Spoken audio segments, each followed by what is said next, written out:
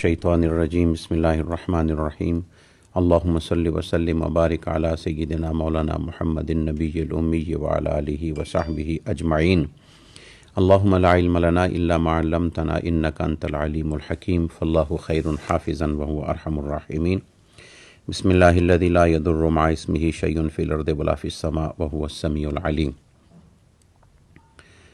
محترم و مکرم حاضرین و ناظرین، خواتین و حضرات، السلام علیکم ورحمۃ اللہ تعالی وبرکاتہ۔ ہمارا درس قرآن مجید میں 21واں سپارہ ہے، اور اس 21ویں سپارے میں سورہ عنکبوت مکمل ہو چکی تھی، اور آج انشاءاللہ سورہ روم، سورہ لقمان اور سورہ السجدہ اور سورہ الاحزاب کا ابتدائی حصہ انشاءاللہ بیان ہوگا۔ اللہ سبحانہ و تعالی ہمیں سن کر یاد رکھنے کی اور پھر عمل کرنے کی ہم سب کو توفیق عطا فرمائے۔ آج سورہ روم کے حوالے سے ابھی گفتگو کا آغاز ہوتا ہے۔ سورہ روم کی 60 آیات بینات ہیں، مکہ شریف میں نازل ہوئی۔ اس میں بنیادی جو مضامین ہیں اس میں ایک تو پیشن گوئیاں ہیں، فورکاسٹ ہے، خوشخبریاں ہیں۔ پہلی خوشخبری روم کے حوالہ سے ہے، جو آیہ کریمہ کی ابتدا میں ہی استعمال کیا گیا اور اسی وجہ سے سورت کا نام سورہ روم بھی رکھا گیا۔ اور دوسری فتح مکہ کے حوالے سے ہے، اور اس کے اندر دیگر جو مضامین ہیں وہ توحید، یعنی اللہ سبحانہ و تعالیٰ کی وحدانیت کی نشانیاں مختلف طریقوں سے اللہ سبحانہ و تعالیٰ نے بیان فرمائیں، اور اس کی ازداد یعنی اپوزٹ، مخالف چیزوں سے اللہ سبحانہ و تعالیٰ نے اپنی توحید کا اظہار فرمایا، جیسے حیات کے ساتھ ممات ہے، دن کے ساتھ رات ہے۔ اسی طرح اللہ سبحانہ و تعالیٰ نے اپنی توحید کے حوالے سے اس میں ہمیں کچھ نشانیاں بتائیں۔ تخلیق انسان ہے، اور تخلیق انسان کے مقاصد کیا ہیں، اور اس کے ساتھ محبت زوجین ہے کہ شادی کا اصل مقصد کیا ہے، زمین و آسمان کی پیدائش ہے، دن رات کا سلسلہ، اور پھر نیند کا سلسلہ، آرام کا سلسلہ، اور بجلی کی چمک، بارش، اور پھر اس کے بعد اناج کا پیدا ہونا، فصلوں کا اگنا۔ تو یہ سارے سلسلے اس سورہ روم میں موجود ہیں، اور دیگر مضامین بھی اس میں موجود ہیں۔ اللہ سبحانہ و تعالیٰ نے اس سورت کا آغاز الف لام میم حروف مقطعات سے فرمایا۔ حروف مقطعات آپ کو پتہ ہے کہ ان کا حقیقی معنی اللہ اور اس کا رسول ہی جانتے ہیں۔ جس کو اللہ سبحانہ و تعالیٰ جتنا علم عطا فرما دے، پھر وہ اپنے علم کے مطابق جو ہے وہ اس کے میننگ اور مفہوم تک پہنچنے کی کوشش کرتے ہیں، لیکن حقیقی معانی جو ہیں اور حقیقی مقصد جو ہے وہ صرف اللہ اور اس کا رسول جانتا ہے۔ گویا یوں سمجھ لو کہ یہ حروف مقطعات جو ہیں یہ اللہ اور اس کے رسول کے درمیان جو ہیں وہ کوڈ ورڈز ہیں اور سیکرٹ الفاظ ہیں، جنہیں اللہ بھیجتا ہے، نبی اس کو سمجھ جاتا ہے۔ اور علماء کرام نے، مفسرین نے فرمایا کہ درمیان میں لانے والا جو فرشتہ ہوتا ہے اس کو بھی ان کلمات کی خبر نہیں ہوتی، یعنی وہ بھی ان کلمات کے مطالب اور مفاہیم کو، مقاصد کو یا میننگز کو وہ بھی نہیں جانتے۔ تو اس میں ابتدا کی گئی غلبت الروم، غلبت الروم، روم کے مغلوب ہونے کی۔ وہ ہے کہ یہ ایک پیشن گوئی تھی کہ روم ایک سپر پاور تھی، اور سپر پاور کس طرح مغلوب ہو سکتے ہیں۔ اس وقت سارے ان سے ڈرتے تھے، سارے اس قسم کے معاملات ان کے خلاف بنا کے رکھنے کی کوشش کرتے تھے، لیکن اللہ سبحانہ و تعالیٰ نے روم کے حوالے سے بھی، غلبت الروم کے حوالے سے کہ روم بھی مغلوب ہو جائے گا، اس حوالے سے اللہ سبحانہ و تعالیٰ نے ذکر فرمایا۔ اور پھر اس کے بعد اللہ سبحانہ و تعالیٰ نے فرمایا کہ یہ کچھ سالوں کی بات ہے، فی بضع سنین، کچھ وقت کی بات ہے، کچھ سالوں کی بات ہے، کچھ سالوں کے اندر اندر اللہ کا امر آ جائے گا۔ للہ الامر من قبل و من بعد، پہلے بھی اللہ ہی کا حکم چلتا ہے، بعد میں بھی اللہ ہی کا حکم چلے گا، اور لہٰذا اس لیے مومنو تم خوش ہو جاؤ۔ اور اللہ سبحانہ و تعالیٰ ارشاد فرماتا ہے بنصر اللہ ینصر من یشاء، اللہ اپنی مدد جس کو چاہتا ہے عطا فرما دیتا ہے۔ اور اگر اللہ سبحانہ و تعالیٰ چاہے تو ایک مختصر سی یعنی جماعت کو، کم من فئۃ قلیلۃ غلبت فئۃ کثیرۃ باذن اللہ، اللہ سبحانہ و تعالیٰ چھوٹی سی جماعت کو بڑی بڑی طاقتور سپر پاور پر غالب کر دے، ان کو مرعوب کر دے، اور ہوا بھی ہے ایسا۔ بڑی بڑی جماعتیں اور مختلف مل کے یعنی جو ہوتے ہیں نا یونائٹ ہو کر، بہت سارے کفار اور منافقین اور اہل کتاب یونائٹ ہو کر اسلام کے خلاف بھی آئے، جس کا آج ذکر ہوگا غزوہ احزاب میں بھی۔ تو اس حوالے سے بھی، لیکن پھر بھی اللہ سبحانہ و تعالیٰ نے مختصر سے مومنین کو، اور تعداد میں کم، اسباب میں کم، لیکن اللہ سبحانہ و تعالیٰ کی مدد جب شامل ہوتی ہے تو اللہ سبحانہ و تعالیٰ ان کو مدد عطا فرماتے ہیں۔ وَهُوَ العزیز الرحیم، اور اللہ سبحانہ و تعالیٰ غالب ہے، رحم فرمانے والا ہے، مہربان ہے۔ اب اس کے ساتھ ساتھ اللہ سبحانہ و تعالیٰ نے سورہ روم کے ابتدائی رکوع میں ہی ارشاد فرما دیا، یہ جو لوگ ظاہر علم حاصل کرتے ہیں، یہ جو لوگ ظاہری علم پر چلتے ہیں، ظاہری علمی، ظاہری دنیاوی معاملات پہ چلتے رہتے ہیں، ان کو آخرت کے حوالے سے کوئی خبر نہیں ہوتی، اللہ تعالیٰ ارشاد فرماتا ہے یعلمون ظاہرا من الحیات الدنیا وہم عن الآخرۃ ہم غافلون۔ اللہ تعالیٰ ارشاد فرماتا ہے یہ جو ظاہری علم حاصل کرنے والے لوگ ہیں، یہ اکثریت سے ان میں وہ لوگ ہیں جو آخرت سے غافل ہیں۔ یہ بس دنیا کے اسباب کے پیچھے بھاگتے رہتے ہیں، دنیا ہی کی چیزوں کے پیچھے بھاگتے رہتے ہیں، اور آخرت کے بارے میں ان کو خبر تک نہیں ہوتی کہ ہم نے کوئی اپنا حساب بھی دینا ہے۔ تو یہاں پر ہمارے پاس اب دو قسم کے علوم ہیں، ایک دین کا علم ہے، ایک صرف دنیا کا علم ہے۔ دنیا کا علم تو آپ نے دیکھ لیا کہ دنیا صرف دنیا کے لیے ہے، اور کل کے درس میں آپ نے سن لیا، گزشتہ 20ویں سپارے کے درس میں آپ نے سن لیا کہ یہ دنیا کیا ہے، یہ صرف اور صرف لہو ہے، لعب ہے، تھوڑا سا وقت ٹائم پاس ہے، یوں سمجھ لیں ٹائم پاس ہے، وقت گزارنا ہے۔ اب وقت گزارنے کے حوالے سے تھوڑا سا وقت ہے، گزرنا ہے۔ اب جن لوگوں نے کتنی بڑی بڑی ایجادات کی، کہاں گئے؟ کیا انہوں نے ہمیشہ استعمال کیے؟ بڑے بڑے محلات، بڑے بڑے یعنی قلعے بنانے والے لوگ کہاں پہ گئے؟ ختم ہو گئے، نہ ان کے قلعے رہے، نہ ان کے محلات رہے۔ اہرام مصر دیکھ لیں، ہمارے سامنے آج بھی عبرت کی نشانی بنے پڑے ہیں۔ ٹھیک ہے، ایک ان کی انجینئرنگ ہے، ایک ان کا معاملہ ہے، اور ان کی ایک تعمیر ہے، شاہکار ہے ان کا، لیکن آج اس میں رہتا کون ہے؟ جو بھی ان کو دیکھتا ہے عبرت کی نظر سے دیکھ رہا ہے، نصیحت کی نظر سے دیکھ رہا ہے۔ تو یہی چیزیں ہیں، اللہ سبحانہ و تعالیٰ فرماتا ہے کہ دنیا کا علم صرف دنیا کے لیے ہے، اور اگر آپ اور میں دین کا علم حاصل کرنا شروع کر لیں تو آپ مجھے بتائیں کہ کیا دین صرف دنیا کے لیے ہے؟ کیا دین قبر کے لیے نہیں ہے؟ کیا یہ دین آخرت کے لیے نہیں ہے؟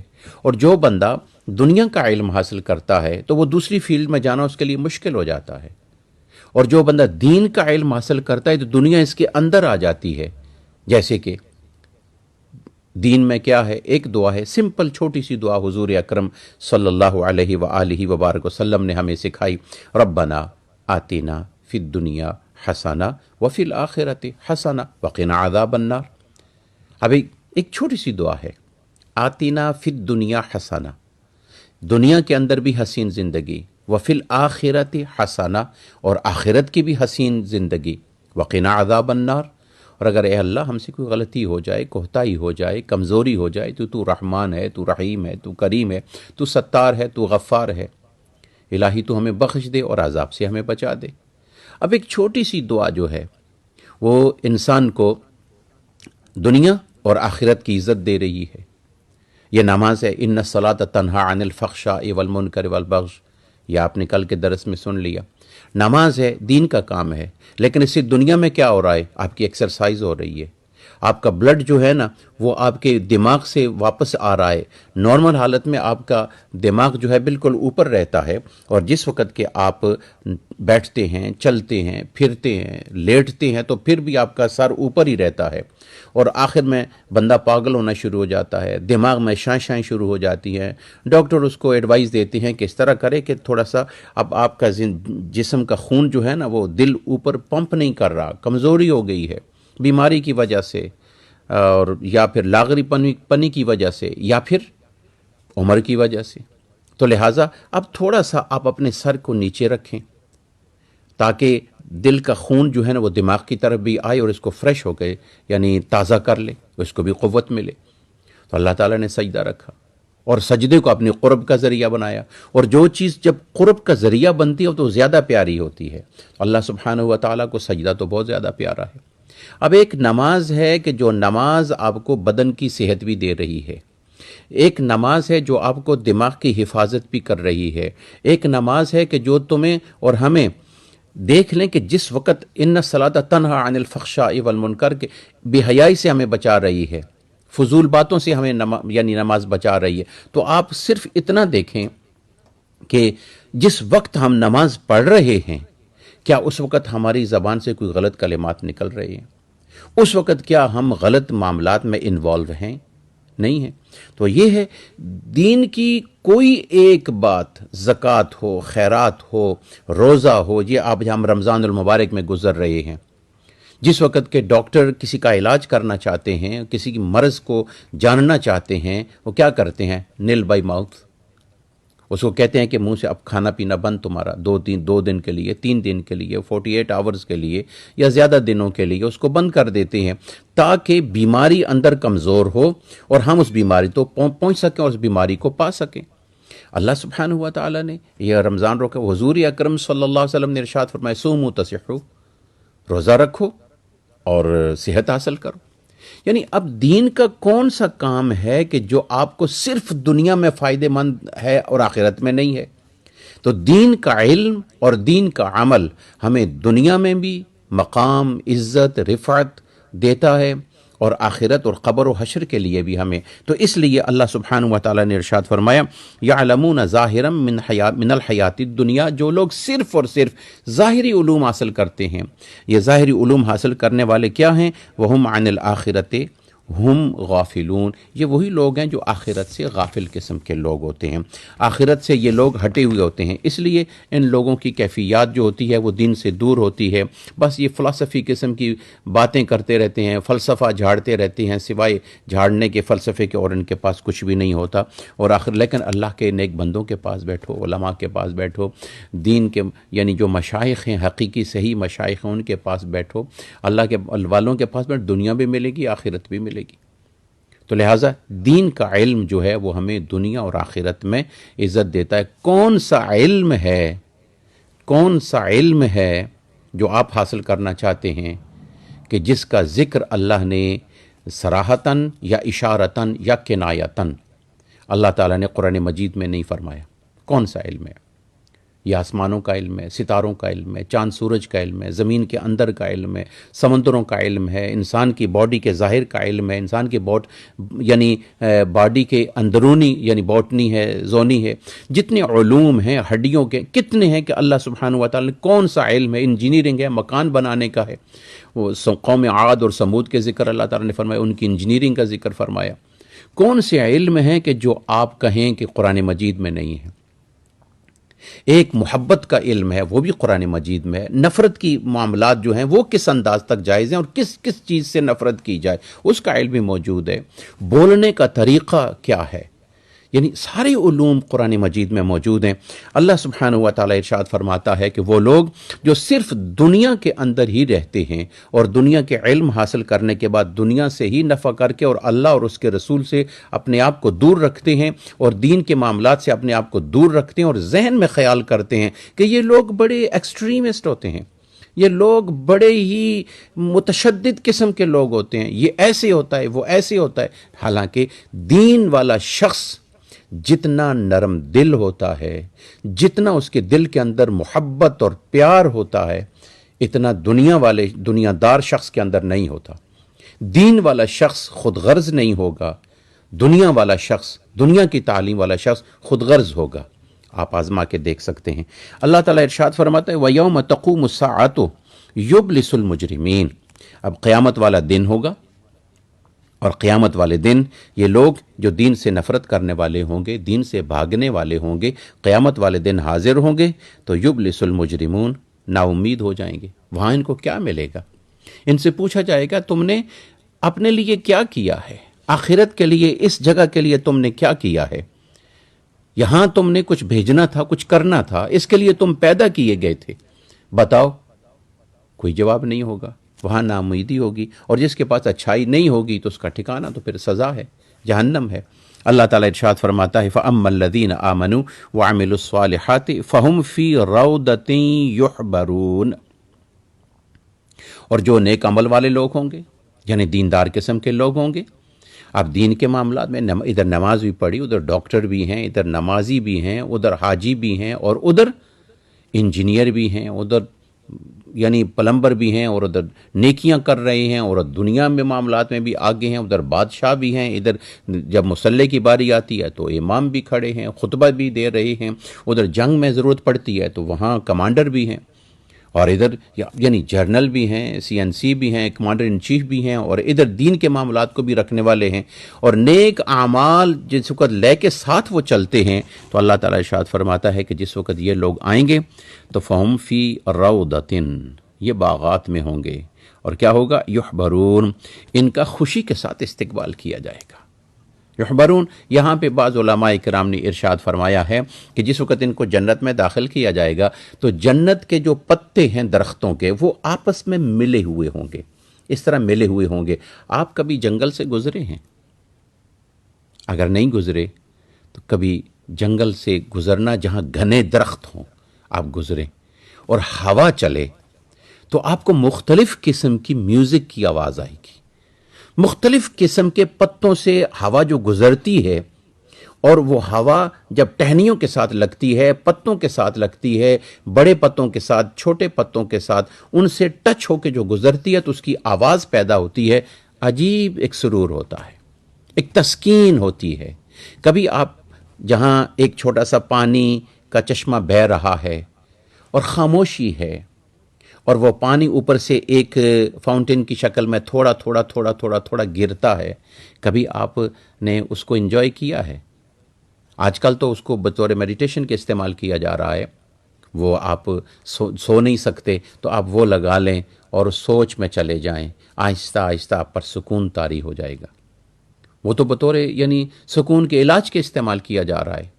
یعنی یہ چیز ہے کہ جس وقت آپ اس تنہائی میں جا کر یعنی سوچتے ہیں تو آپ پر ایک آہستہ آہستہ راحت، آرام طاری ہو جاتا ہے، آپ کے بدن ریلیکس ہوتا ہے، راحت محسوس کرتا ہے۔ اور اللہ تعالیٰ ارشاد فرماتا ہے کہ جب جنتی نیک اعمال والے جنت میں داخل ہوں گے تو ایک پیاری ہوا چلے گی، اس پیاری ہوا چلنے سے جو قیامت کے دن کا، وقت کا جو ایک پریشانی، جو خوف، یا ایک وقت کے حوال سے کوئی رو رہا ہے، کوئی پیٹ رہا ہے، کوئی کس کو لگ رہی ہیں، کسی کو مارا جا رہا ہے، کسی کے ساتھ کیا ہو رہا ہے، قیامت دن اپنے ہی اعمال وہ اٹھائے ہوئے جا رہا ہے، چل نہیں سکتا، اس کو فرشتے ہانک رہے ہیں اٹھاؤ، جو کیا ہے اٹھاؤ، لے کے جاؤ۔ جس وقت یہ چیزیں ہوں گی اور نیک اعمال ساتھ فرشتے اٹھا کے لے کے جا رہے ہوں گے، کتنا پروٹوکول ہوگا مومن کا۔ اور جس وقت کہ ان لوگوں کے حالت کو دیکھ کر یہ پریشان ہو کے جنت میں داخل ہوں گے، فی روضۃ، جنت میں جائیں گے، تو پھر کیا ہوگا؟ یحبرون، ان کو اللہ سبحانہ و تعالیٰ جو ہوا چلے گی جنت کی، جو مختلف آوازیں جس وقت آئیں گی ان کے ذہن میں، تو ایک سکون پیدا ہوگا، گویا کہ ایک جنت کی موسیقی ہوگی۔ اب یہ موسیقی بالکل حرام نہیں ہے کہ ہم اس کو چھوڑ دیں، یا موسیقی کا اپنا اپنا ایک سلسلہ ہے، انشاءاللہ کبھی اللہ تعالیٰ نے موقع دیا تو موسیقی کے حوالے سے بھی انشاءاللہ کچھ نہ کچھ گفتگو کی جائے گی۔ لیکن آج اس قرآن مجید کے اس درس 21ویں پارے سورہ روم کے حوالے سے اللہ سبحانہ و تعالیٰ نے جو کچھ فرمایا، میں اشارتاً آگے چل رہا ہوں۔ پھر اللہ سبحانہ و تعالیٰ ارشاد فرماتا ہے یخرج الحی من المیت ویخرج المیت من الحی ویحیی الارض بعد موتها، اللہ تعالیٰ نے وہ دیکھو اپوزٹ سائڈ جو ہے نا، جس طرح میں نے کہا تھا سورہ روم کے ابتدا میں اللہ تعالیٰ اپنی توحید کی نشانیاں بیان فرماتا ہے. اللہ تعالیٰ ارشاد فرماتا ہے کہ یخرج الحی من المی، اللہ تعالیٰ وہ ہے جو زندہ سے مردہ نکالتا ہے. یخرج الحی من المیت. اور اس کی چھوٹی سی مثال آپ انڈا ہی سمجھ لیں، مرغی زندہ، انڈا مردہ. اب مردہ انڈے سے جو چیز نکلتی ہے وہ بچہ زندہ. اب یہ اللہ کی قدرت ہے کہ کس طریقہ سے اللہ سبحانہ و تعالیٰ ان کو زندگی دیتا ہے. یا پھر آپ یوں سمجھ لیں کہ یہ بھی اللہ کی قدرت ہے کہ ایک نیک کے گھر میں برا اور برے کے گھر میں نیک. اچھے کے گھر میں اچھے شخص جو ایک بڑا پارسا اور نیک ہے، اس کے گھر میں کوئی برا آ جائے بری مجلس کی وجہ سے، اور اس برے کے گھر میں اللہ تعالیٰ نیک پیدا کرتے. اب یہاں پہ دیکھ لیں کہ ایک منافق ہے عبداللہ بن ابی بن سلول جو ہے، اور وہ کتنا اسلام کا مخالف ہے. اسلام کے معاملات کے اندر اس نے کتنا یعنی مشرکین مکہ کو بھی، یہود کو بھی، اہل کتاب کے دوسرے عیسائیوں کو بھی اپنے ساتھ ملا کے اسلام کے خلاف، اور ادھر حضور کے ماننے والوں کے ساتھ بھی بیٹھتا اور ان کے ساتھ بھی بیٹھتا، اسلام کو بہت زیادہ نقصان پہنچانے والا. اور اس کا بیٹا عبداللہ پکا مومن. یعنی یہ اللہ تعالیٰ ہے. اللہ سبحانہ و تعالیٰ ایک ہی درخت میں جو پھل لگاتا ہے، اسی پھل میں کچھ بڑے ٹیسٹی ہوتے ہیں، کچھ کچے رہ جاتے ہیں، کچھ خراب ہو جاتے ہیں. درخت ایک ہے، ٹہنی ایک ہے. تو یخرج الحی من المیت و مخرج المیت من الحی. اللہ سبحانہ و تعالیٰ زندے سے مردہ، مردہ سے زندہ. اور اللہ سبحانہ و تعالیٰ مردہ زمین کو زندہ کر دے، اور پانی نہ آئے تو زمین کو، جو سیراب اور باغات میں لگی ہوئی زمین، اگر چاہے اللہ تعالیٰ تو اس کو خشک کر دے، بنجر کر دے. اللہ سبحانہ و تعالیٰ ارشاد فرماتا ہے پھر، یعنی ومن آیاتہ ان خلق لکم من انفسکم ازواجا لتسکنوا الیہا وجعل بینکم مودۃ ورحمہ. اللہ تعالیٰ نے یہ تمہارے جوڑے، انسانوں کے جوڑے کیوں بنائے ہیں؟ یہ جو زوج بنائے ہیں، جوڑے بنائے ہیں، اور ان کا قرب جو اللہ تعالیٰ نے رکھا ہے نکاح کی بدولت، یہ ایک دوسرے کے لیے ہن لباس لکم وانتم لباس لہن، بحیثیت نکاح جو ایگریمنٹ ہوتا ہے ایک دوسرے کو قبول کرنے کا، شرائط کے ساتھ، دیگر معاملات کے ساتھ جو ہیں، جس وقت وہ ہوتا ہے. اس کا اصل مقصد کیا ہے؟ شادی کا اصل مقصد کیا ہے؟ یہ ایک جوڑے کا، ایک کپلز کا آپس میں ملنا، یہ مقصد کیا ہے؟ ہم لوگ تو جو ہیں، ہم تو ایسے لوگ ہیں کہ اپنی مرضی اپنی اولاد پہ ٹھونستے رہتے ہیں.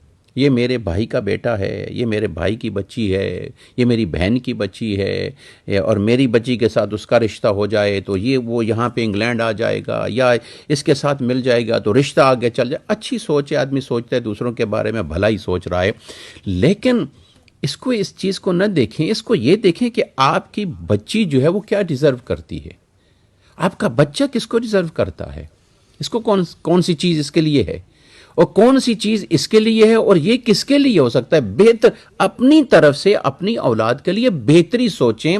آپ کی عمر تو گزر گئی ہے، اپنی اولاد کے لیے سوچیں. اور حالات کیا ہوتے ہیں جب بچہ کوئی شریف ہو؟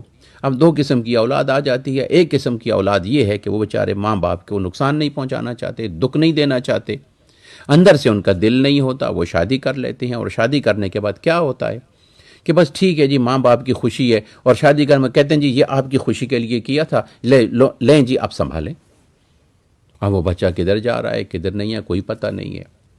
پھر پوری زندگی کبھی تعویذ والوں کے پیچھے، کبھی دھاگے والوں کے پیچھے، کبھی دم والوں کے پیچھے، کبھی کس کے پیچھے، یہ تحویز لکھوائیں جی، تعویذ لکھوائیں جی، دم کروائیں جی، کبھی کیا ہو رہا ہے، کبھی کیا ہو رہا ہے. بچہ جی شادی ہوئی جی، بڑا اچھا تھا جی، اس وقت تو اس نے کچھ نہیں کہا جی، اس نے تو آپ کی عزت رکھی تھی. آپ نے کیا پوچھا ہے اس سے؟ آپ نے اپنی عزت رکھی. اور دوسری اولاد یہ ہے کہ جس نے سنا اور اس کے بعد اس نے گھر کو یعنی واک آؤٹ کر کے چلا گیا. اس نے کہا کہ ٹھیک ہے زندگی میں نے اپنی مرضی سے گزارنی ہے. اب پوری زندگی جو ہے نا آپ جو ہیں اس کے لیے بھی پریشان، اس کے لیے بھی پریشان.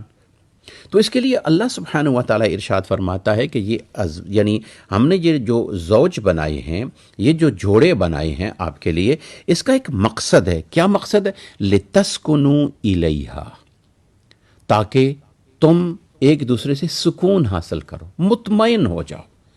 ایک دوسرے کے ساتھ تعلق جوڑو. اب زیادہ قریب ہونا بھی نہیں ہے، لیکن کم سے کم اگر دور ہیں تو ٹیلی فون کے ذریعہ، رابطہ کے ذریعہ تو بات ہوتی ہے تو سکون ہو جاتا ہے. یعنی یہ حالت ہوتی ہے لِتَسْكُنُوا إِلَيْهَا. پہلی بات یہ ہے کہ سکون حاصل ہو، اور پھر اس کے بعد کیا وَجَعَلَ بَيْنَكُمْ مَوَدَّةً وَرَحْمَةً. پھر ان کے درمیان مودت ہو. مودت کس کو کہتے ہیں؟ ایک ہے محبت اور ایک ہے مودت. محبت رواج میں ہوتی ہے، عام کیفیت میں ہوتی ہے، انسان اس کے آثار سامنے ہوتے ہیں. مودت یہ ہوتی ہے کہ دوسرے آدمی کا اٹھنا بیٹھنا اور اس کے جو آثار ہوتے ہیں ان سے بھی اس کا خیال کا اظہار معلوم کر لینا یہ کیا اس حالت میں ہے، مقصد کیا ہے. مودت یہ ہے کہ آپ اس کی یعنی جو سیکرٹ حالت ہے جس میں وہ بیٹھ کے سوچ رہا ہے یا کوئی کسی کے ساتھ بات چیت کر رہا ہے، اس سے بھی وہ سمجھ لیں کہ اس کے اندر وہ کیا چیز ہے. یعنی مودت کہتے ہیں کہ ایک دوسرے کو انڈرسٹینڈ کرنا، ایک دوسرے کو سمجھنا، یہ مودت ہے. اور مودت کے اندر کیا ہے؟ کبھی آپ نے اپنی بیوی کو تحفہ دیا ہے، کبھی آپ نے اپنے خاوند کو تحفہ دیا ہے. اگر تحفہ دیا ہے تو پتہ ہے کہ میرے خاوند کو کیا شے پسند ہے، کھانے میں کیا پسند ہے، پہننے میں کیا پسند ہے، اور جو خوشبویات ہیں اس میں کیا چیز پسند ہے. ازواج مطہرات تو حضور اکرم صلی اللہ علیہ وسلم کے درمیان مودت تھی. مودت آقا علیہ الصلوۃ والسلام کو یہ چیز پسند ہے، کھانے میں یہ چیز پسند ہے، تو وہ ازواج مطہرات اپنے گھر میں وہ رکھتی تھی. حضور کو پہننے میں یہ چیز پسند ہے تو اس کے لیے کوشاں رہتی تھی. بیٹھنے کے لیے اس طرح طریقہ پسند ہے تو اس طرح، یہی چیز صحابہ اکرام کی تھی. اور یہی چیز زوجین کے درمیان بھی ہو، مودت. اور پھر اس کے بعد وَرَحْمَةً. آپس میں ایک دوسرے کے ساتھ اور کی کوئی بات آ جائے اور کسی اور کا حکم آ جائے یا کسی اور کے معاملات آ جائیں تو درمیان میں آپ جو ہے نا اس کو ختم کر دیں. ہونی چاہیے. اب اس میں یہ چیز ہے، مودت کیا چیز ہے، اور اس کے بعد رحمت ہے. رحمت یہ ہے کہ آپ کسی ایسے شخص کو پریشان نہ کریں، بلکہ اگر کچھ کمزوری سامنے آ گئی ہے، یا پریشان دیکھ لیا ہے اس کو، تو اس کو سمجھانے کی کوشش کریں. مودت. اور پھر اس کے بعد رحمت. اللہ تعالیٰ نے یہ جو جوڑے بنائے ہوئے ہیں، نکاح کا اور شادی کا اصل مقصد جو ہوتا ہے وہ مودت، سکون اور رحمت آپس میں ہوتا ہے. پھر اسی صورت میں اللہ سبحانہ و تعالیٰ نے ارشاد فرمایا کہ جس وقت انسان کو راحت پہنچتی ہے، یہ بڑی عجیب بات ہے کہ ہمارے ہاں جب سہولت ہوتی ہے تو ہم اس سہولت میں کیا کرتے ہیں؟ ہم اس سہولت میں یہ سمجھتے ہیں کہ ہماری وہ سہولت ہے، یہ میں نے محنت کی تھی نا، یہ میں نے مکان بنایا تھا، یہ میں نے محنت کر کے وہ چیز بنائی تھی نا، وہ اپنا فارم ہاؤس بنایا تھا، آج مجھے سکون مل رہا ہے، آج مجھے خوشی مل رہی ہے. حالانکہ یہ خوشی آپ کی نہیں ہے. کیا آپ بناتے ہیں تو یہ سوچ کس نے دی؟ اور اگر کئی لوگ ایسے تاریخ میں ملتے ہیں کہ ان لوگوں نے جنت بنائی، ان لوگوں نے نہریں چلائیں، ان لوگوں نے بڑے بڑے محلات بنائے، اور جس وقت دیکھنے کے لیے داخل ہونے لگے تو اللہ نے فرشتہ بھیج دیا کہ اس کا پاؤں یعنی اس کا ایک پاؤں جب اندر داخل ہونے والا ہو تو اس کی روح قبض کر لو. وہ مر گیا، نہ اپنی جنت دیکھ سکا. جو نا شداد کے بارے میں یہ مشہور ہے، اس نے جنت بنائی، سب کچھ بنایا، وہ نہیں دیکھ سکا. اندر نہر کی یعنی دودھ کی نہریں، شربت کی نہریں، شہد کی نہریں اس نے چلوائیں اور اتنے بہترین محلات بنوائے. اور جس کو دیکھنے کے لیے آیا اور بالکل ایک پاؤں اندر رکھنے کے لیے رکھا، فرشتے کو حکم ہو گیا اور پوچھا گیا کہ کبھی تجھے ترس بھی کسی پہ آیا ہے؟ انہوں نے کہا ہاں، مجھے دنیا میں 2 مرتبہ ترس آیا ہے کہ کسی شخص کی روح قبض کرتے ہوئے. کہ ایک مرتبہ ایک کشتی سفر کر رہی تھی اور اس کشتی میں اچانک حکم ہو گیا کہ اس کشتی کو پھٹا کر دو، اس کو یعنی تختہ بکھیر دو، اس کو بالکل توڑ دو، غرق کر دو. لوگ غرق ہو گئے اور اس میں ایک خاتون تھی جو حاملہ تھی. اس خاتون کو ایک تختے پر حکم ہوا بٹھانے کے لیے. فرشتے نے اس کو تختے پر بٹھا دیا اور اس دریا کے اندر اس تختے پر उस तख्ते पर उसने वो बच्चा जाना, और बच्चा जनते ही माँ की एक खुशी ये होती है कि जिस बच्चा जो मुझसे जुदा हुआ है मैं उसको प्यार करूँ, मैं उसको देख लूँ, अपने सीने से लगा लूँ। और अल्लाह ताला का हुक्म हुआ कि अब माँ की रूह को कब्ज़ कर लो। माँ ने अपने बच्चे को देखा नहीं है, प्यार भी नहीं किया। एक वो तरस आया कि किस तकलीफ़ के साथ इस माँ ने अपने बच्चे को जना है, पैदाइश दी है, बर्थ दी है, और इसको इतना मौका भी नहीं दिया जा रहा कि ये उसे प्यार कर सके, देख सके, अपनी आंखों की ठंडक बना सके। एक मर्तबा ये मुझे तरस आया। फिर उसके बाद इस पे तरस आया कि शद्दाद पे, कि इसने बड़ी नेमतें बनाई, बड़े बागात बनाए, खुदा का मुकाबला करते हुए कि जन्नत चाहिए तो जन्नत तो मैं भी बना सकता हूँ। बस दौलत जब आए तो इंसान ऐसी औल फौल की बातें करता रहता है, मैं ये भी कर सकता हूँ, मैं वो भी कर सकता हूँ। और शद्दाद ने नबी के मुकाबले में जन्नत बनाई। ये जन्नत देखनी है तो ये जन्नत मैं बनवाता हूँ। अंदर सोने के, चांदी के और पॉलिश्ड चीज़ें, महल्लात बनाए, हीरे जवाहरात जड़ाए, उनमें खूबसूरत हैं, क्योंकि एक जन्नत का एक नक्शा होता है। क़ासिरातुत तर्फ़ लम यतमिसुन्ना, यानी कि ऐसी चीज़ें कि जो बड़े महल्लात हैं और बड़ी बड़ी चीज़ें हैं, छोटी भी हैं, बड़ी भी हैं, ह्यूज भी हैं। तो ये उसने उस अंदाज में जिस वक्त बनाए, और बनाने के बाद जिस वक्त दाखिल होने लगा, उस घोड़े पे सवार था, दाखिल होने लगा, कदम उसका अंदर एक कदम दहीसना देख भी नहीं सका, कोई चीज़ को चख नहीं सका, किसी चीज़ पर बैठ नहीं सका। फरिश्ते को हुक्म हो गया इसकी रूह कब्ज़ करो। तो अल्लाह ताला ने इरशाद फरमाया, जिस पर तुझे तरस आया था वो जो बच्चा था उस पर, और ये जो शख्स था इस पर, ये दोनों एक ही हैं। ये वही बच्चा है जो उस वहाँ पे हुआ, जंगल में पला, और फिर उसके बाद ये चलते चलते आ गया। तो कहने का मकसद ये है कि जिस वक्त ये चीज़ मौजूद हो तो बंदा समझता है ये सारी दौलत मेरी है, मेरा अपना है। तो अल्लाह ताला इरशाद फरमाता है, व इज़ा अज़क़ना अन्नासा रहमतन फ़रिहू बिहा, और जब हम लोगों को रहमत देते हैं, थोड़ा सा मेहरबान हो जाते हैं, तो वो लुत्फ़ यानी इससे उठाते हैं, लुत्फ़ अंदोज़ होते हैं, और वो इसको पसंद करते हैं और इसके साथ रहना, और यानी अल्लाह का शुक्र अदा नहीं करते। वो कहते हैं मेरा है, मैंने किया है, मैंने इस तरह किया है, मैंने किया, जिसको तो अपनी तरफ मंसूब करते हैं। लेकिन अल्लाह इरशाद फरमाता है, फ़इन तुसिबहुम सय्यतुन बिमा क़द्दमत ऐदीहिम, और ये जो रहमत जो आती है, हम कभी भी किसी को तकलीफ़ में नहीं देख सकते, हम किसी के लिए कभी भी कोई तकलीफ़ का ज़रिया नहीं बना सकते। हम तो तुम्हें राहतें ही राहतें देते हैं, आराम ही आराम देते हैं, लेकिन जो तुम्हें तकलीफ़ पहुंचती है, जो तुम्हें नुकसान वाली चीज़ पहुंचती है, ये क्या होती है? ये बुराई चीज़ जो है, बिमा क़द्दमत ऐदीहिम, ये वही है जो तुम्हारे हाथों का किया हुआ है, ये तुम्हारे आमाल तुम्हारी तरफ वापस लौटते हैं। लिहाजा अल्लाह सुब्हानहू व तआला ने इस चीज़ को इसी तरह हमारी इस्लाह के लिए बयान फरमाया।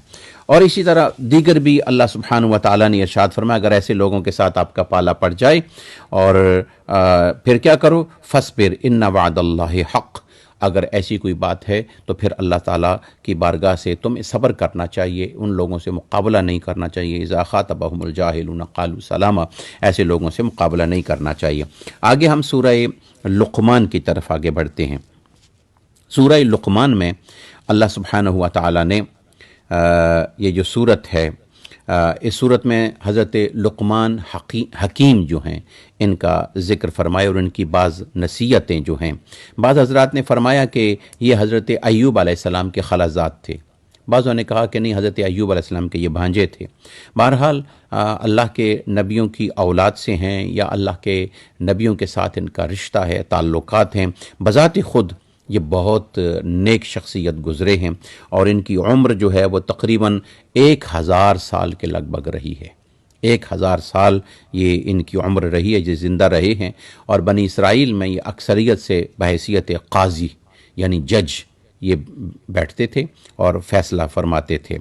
और बाज़ हज़रात ने कहा कि ये नबी हैं, लेकिन जमहूर का ये कौल है, अहले इल्म फरमाते हैं कि नबी नहीं बल्कि ये अल्लाह के वली थे। और इसमें उनकी हिकमत की बातें थीं, इस सूरत के अंदर उनका नाम भी है और उनकी हिकमत भरी बातें भी हैं, तो उन्हीं के नाम से इस सूरत का नाम सूरह लुक़मान भी है, और हिकमत भरी बातें भी अल्लाह ताला ने वो ज़िक्र फरमाई। और इसमें भी तौहीद के दलाइल हैं, توحید کے دلائل ہیں، اور توحید کے حوالے سے ان کا اپنے بیٹوں کے بارے میں شرک سے بچنے کے حوالے سے گفتگو کرنا، اور مضبوط پہاڑوں کا ذکر کرنا، زمین پر چلنے والے اور رینگنے والے جانوروں کا ذکر ہے، بارش کے حوالے سے ہے کہ یہ بارش کیسے برستی ہے، کس طرح آتی ہے، اور اس سے فائدہ کس طرح زمین حاصل کرتی ہے۔ اور پھر اس طریقے سے حضرت لقمان نے اپنے بیٹوں کو جو وصیتیں کیں ان میں سے 5 وصیتوں کا ذکر کیا: شرک نہ کرنا، قیامت کے دن پر حالات کو سامنے رکھتے ہوئے قیامت کو دیکھ کر عمل کرنا، اور نماز کی پابندی کا حکم دیا گیا کہ نماز یہ تمہیں برائی سے بچاتی ہے، اور نماز کی پابندی ضرور کی جائے، اور برائی سے رکنا ہے، تم نے کسی کو تکلیف نہیں پہنچانی، اس پر صبر کرنا ہے۔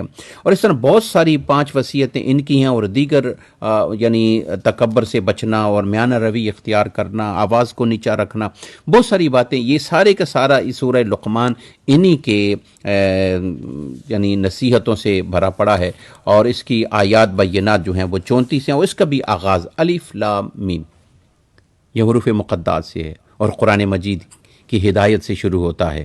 تلک آیات الکتاب الحکیم ہدی و رحمۃ للمحسنین۔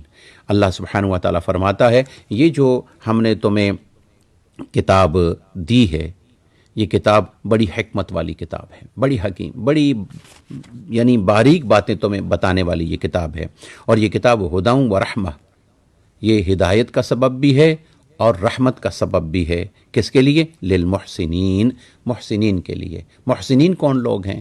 محسنین وہ لوگ ہیں کہ جو ہمیشہ دوسروں کے بارے میں اچھا ہی سوچتے ہیں، اچھا ہی کرتے ہیں، اور ان کی ظاہری نشانیاں کیا ہیں؟ الذین یقیمون الصلاۃ ویؤتون الزکاۃ وہم بالآخرۃ ہم یوقنون، کہ وہ کیا ہیں؟ نماز کو قائم کرتے ہیں، زکوٰۃ جو ان کے ذمہ آتی ہے وہ ادا کرتے ہیں، اور پھر اس کے بعد وہم بالآخرۃ ہم یوقنون، اور آخرت پر یقین رکھتے ہیں، کہ اپنے ہر عمل پر نظر رکھتے ہیں کہ آخرت میں اس کا جواب دیا جائے گا۔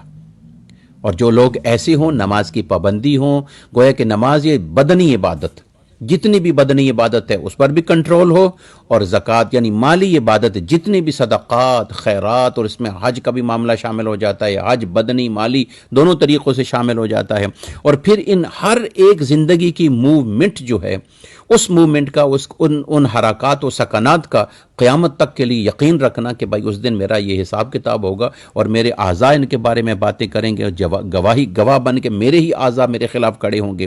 اور اللہ تعالیٰ فرماتا ہے کہ جو لوگ اس سوچ کو رکھ کر یہاں پہ عمل کرتے ہیں، اولئک علی ھدی من ربہم واولئک ھم المفلحون، یہ لوگ ہدایت والے ہیں، اور یہ لوگ بڑی رحمت اور برکت والے ہیں۔ اور پھر اس کے بعد اللہ سبحانہ و تعالیٰ ارشاد فرماتا ہے وَمِنَ النَّاسِ مَن يَشْتَرِي وَمِنَ النَّاسِ مَن يَشْتَرِي لَهْوَ الْحَدِيثِ لِيُضِلَّ عَن سَبِيلِ اللَّهِ بِغَيْرِ عِلْمٍ۔ اللہ تعالیٰ کی بارگاہ میں یہ ایک دعا ہے کہ اللہ کسی کو علم کا گمراہ نہ کرے۔ یہ علم جو ہوتا ہے یہ اللہ کی پہچان کا ذریعہ بھی ہے، کہ بے علم نتواں خدا را شناخت، کہ یہ علم جو ہے یہ انسان کی پہچان کا ذریعہ ہے، اور خدا کی پہچان کا ذریعہ بھی علم ہی ہے، اور اس علم کے ذریعہ ہم خدا کو پہچانتے ہیں۔ تو اللہ سبحانہ و تعالی ارشاد فرماتا ہے کہ جو لوگ دنیا کا علم سیکھتے ہیں، اور دنیا کے علم کو سیکھنے کے حوالے سے وہ اس لیے سیکھتے ہیں لیضل عن سبیل اللہ، کہ لوگوں کو، عام سادہ قسم کے لوگوں کو اپنی باتوں اور اپنی جو لذت والی باتیں ہیں، ان باتوں سے لوگوں کو اپنی طرف راغب کرنا، اور دین سے دور کرنا، دین سے ہٹانا۔